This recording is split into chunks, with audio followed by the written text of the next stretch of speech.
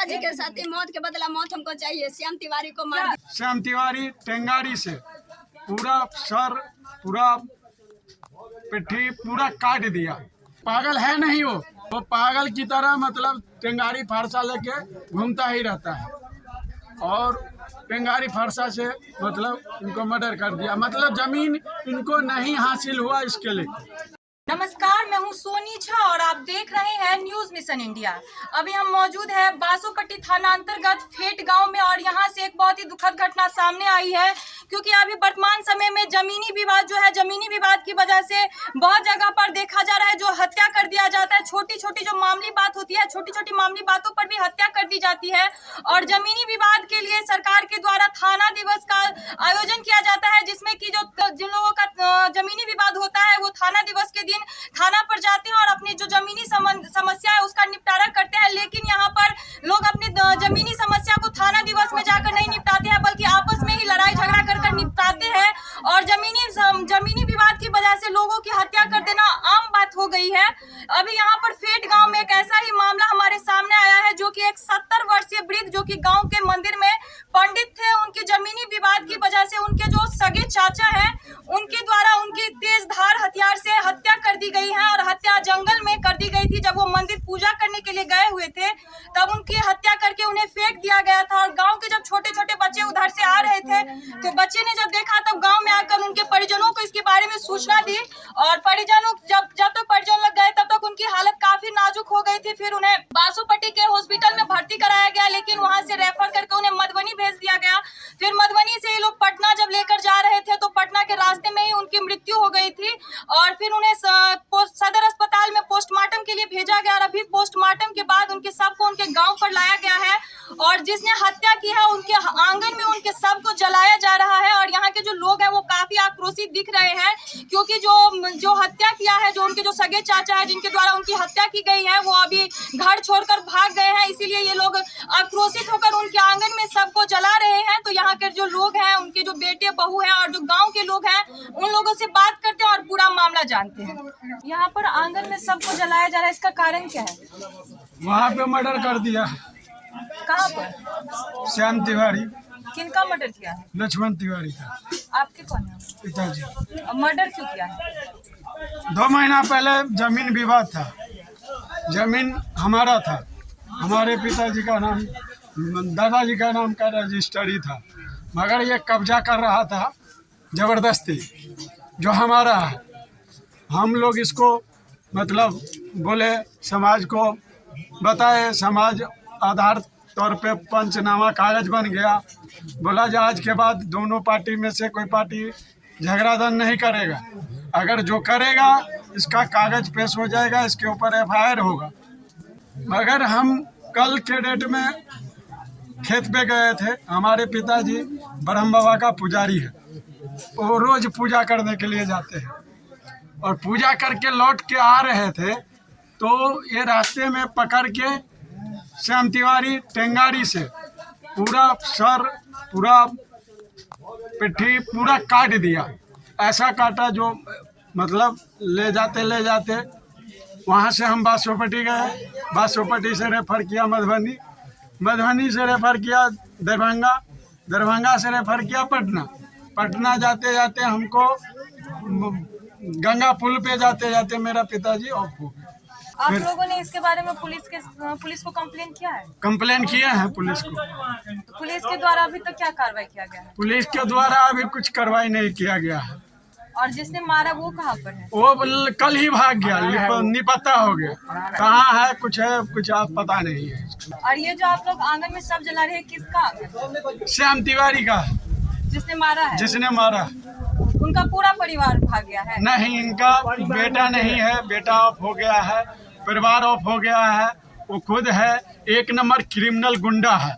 ये पूरा बस्ती को सबको धमकाता और डराता रहता है, जो हम मर्डर कर देंगे, हम रमपट्टी जेल चले जाएंगे, हमको कौन बिगाड़ने वाला है, कोई कुछ मतलब सबसे विवाद करता रहता है। पागल है नहीं वो पागल की तरह मतलब टेंगारी फारसा लेके घूमता ही रहता है और पेंगारी फरसा से मतलब इनको मर्डर कर दिया। मतलब जमीन इनको नहीं हासिल हुआ, इसके लिए 2 महीने से आप लोगों में जमीनी विवाद चल रही थी और वो मारने का भी धमकी दिया था इससे पहले। हाँ, इससे पहले मारने का धमकी दिया था, बोला जो है हम जहाँ पाएंगे वहाँ पे हम मर्डर कर देंगे। इसके लिए कंप्लेन किए थे आप? नहीं, कंप्लेन नहीं किए थे। समाज बोला था जो कुछ करना नहीं है, अगर तुमको कुछ शरीर में टच किया तो समाज वहाँ पे है, पंचनामा कागज बना हुआ है, वो पेश किया जाएगा, समाज वहाँ पे लड़ेगा। तुमको लड़ने की कोई जरूरत नहीं है। इसके लिए हम FIR नहीं किए थे। आपका नाम क्या है? मेरा नाम राम भजन तिवारी, आपके पिता का नाम? लक्ष्मण तिवारी। यहाँ पर जो आप लोग अभी सब जलाने के लिए आए हैं, तो इनकी हत्या कैसे हुई है, इसके बारे में आपको क्या पता है? इनकी हत्या धारदार हथियार से पूजा करके आते समय सुनसान रास्ते में हुई, जहां पर हथियार से मारने के दृष्टिकोण से ही हमला किया गया, जिसमें इनका कान पे धारदार हथियार से वार हुआ, इनके हाथ पे वार हुआ और भी बहुत हैवी मेटल आयरन से बहुत जोरों की वार हुई, जिससे इनका ब्लड क्लॉट हो गया सर में और इनकी मृत्यु हो गई। और किनके द्वारा हत्या किया गया है? श्री श्याम तिवारी के द्वारा, जो रिश्ते में उनके चाचा लगते थे। मामला क्या था? मामला सर देखिए, मामला कुछ भी नहीं था वैसा, लेकिन जो प्राइम फेसिया जो बातें सामने आ रही है वो 2-3 पुश्त पहले कोई जमीन उमीन का बात है, जो कि पहले बंटवारा हो गया।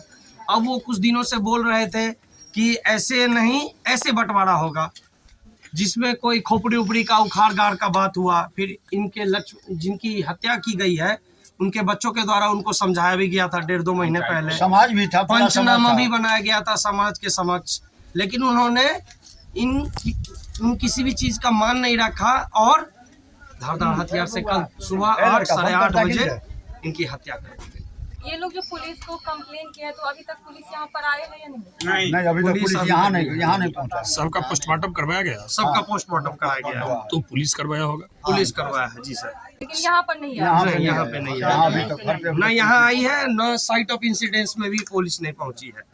आपका परिचय? मेरा नाम विक्की कुमार है, मैं इसी वंश का बालक हूँ। रिश्ते में हमारे बाबा लगते थे। मृतक का उम्र कितना था? मृतक का उम्र मोर देन 70 ईयर्स था। आपके ससुर की हत्या क्यों की गई है? ससुर को हत्या की गई है। अंदर से का एकदम शुद्ध हुआ था। हम लोग से कुछ लफड़ा हुआ था थोड़ा बहुत, तो हम लोग से बदला नहीं चुकाया है। 80 बरस का बूढ़ था हमारा ससुर, एकदम शुद्ध हुआ। ब्रह्म बाबा आकर पूजा करके आ रहा था 9 बजे 9:30 बजे करीब। उसको उधर फाका जगह में मार के फेंक दिया गया है।